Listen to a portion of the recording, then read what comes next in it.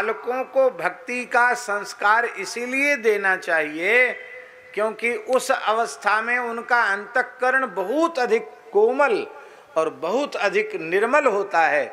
उस अवस्था में यदि उनको भजन में लगा दिया जाए तो फिर वो भजन के संस्कार जीवन की अंतिम श्वास तक भी नष्ट होते नहीं हैं। इसलिए प्रहलाद जी ने कहा, कौमार आचरेत प्राज्ञो धर्मान भागवतानिह।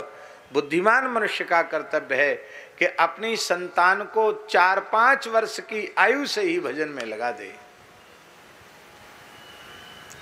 5 वर्ष की आयु से भजन में लगाना है और माता पिता को सावधानी रखनी है केवल 10 वर्ष।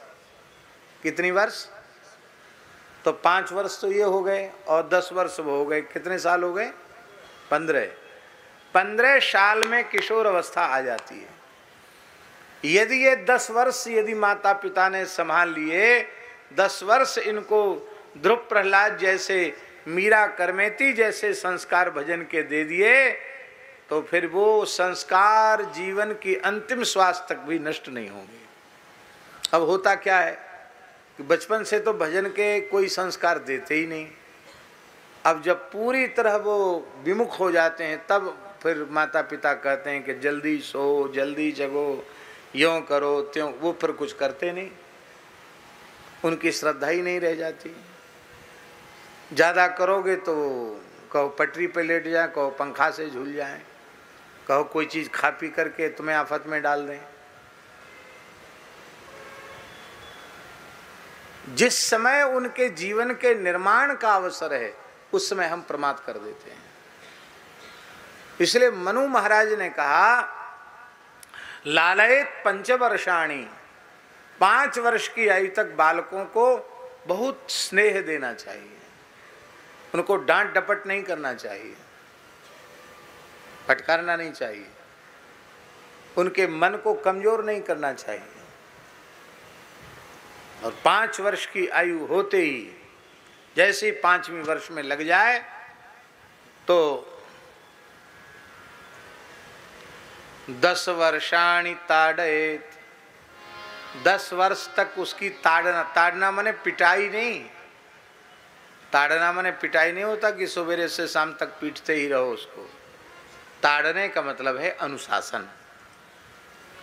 10 वर्ष तक उसको अनुशासन में रखो, बहुत अच्छे संस्कार दो। कितने हो गए? 15 हो गए कि नहीं?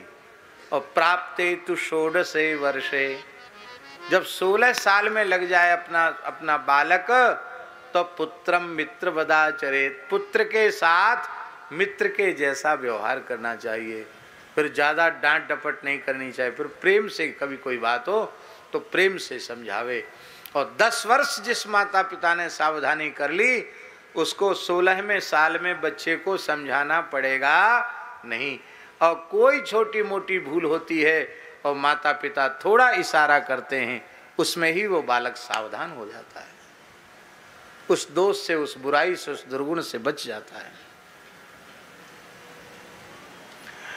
लेकिन ये होगा तभी जब बचपन से उनको भक्ति के संस्कार प्रदान करेंगे, नहीं तो नहीं होगा।